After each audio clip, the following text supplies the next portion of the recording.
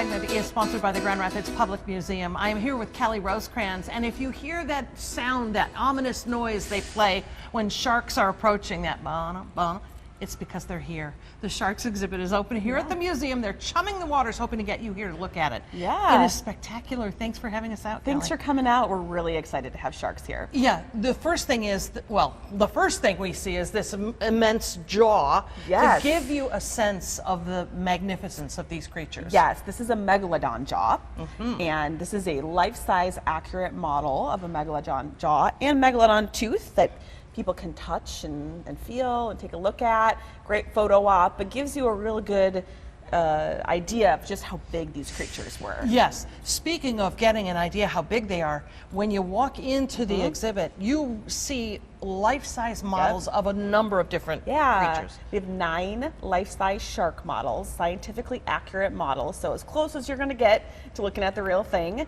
featuring a great white shark, a hammerhead shark, a tiger shark, and even an extinct shark with a crazy tooth spiral. So come on down to check that out. Yes. It's important to know about extinct sharks as well, because this is our fear is that we're going to lose these creatures. Yes. Many shark species are endangered, and we talk about that in the exhibit. This exhibit comes to us from the Australian Museum. Yes. They've got all the research, scientific facts, history of sharks, something, a little bit of how sharks may be misunderstood, and touches on the cultural significance of sharks. So what do you mean when you say that?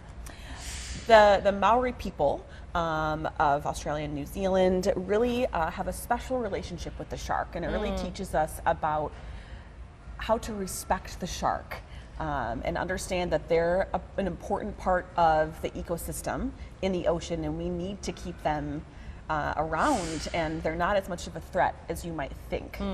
What I love is there's a lot of stuff you can touch and really get a sense of, what their scales or their skin is like, or how big, again, the teeth are. Talk about the manipulatives in there. Yeah, here at the GRPM, we love to have people get their hands on things. Not all museums are like that, and we love to encourage learning through touch and through all of the senses. And so inside, folks can touch teeth and examples of what teeth feel like. There's even a hammerhead vision station where you can really see how that hammerhead shark looks out of their peripheral. It's kind of a crazy experience to try. It is. For kids and adults. Tried it. Yes. So lots of things to look at, to touch, to see, and to really explore and get right up close to those sharks and feel their presence. The respect piece of it I love, because you're respecting the sharks and the culture around it, especially in Australia from where this exhibit comes.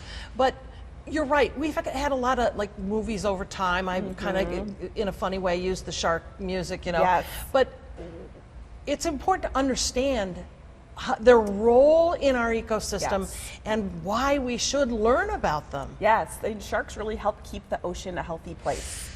We need them around to be a part of that food chain.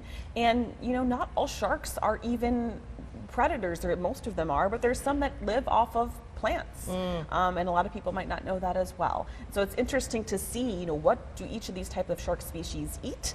And how do they survive and continue to grow their population in the ocean? I love it.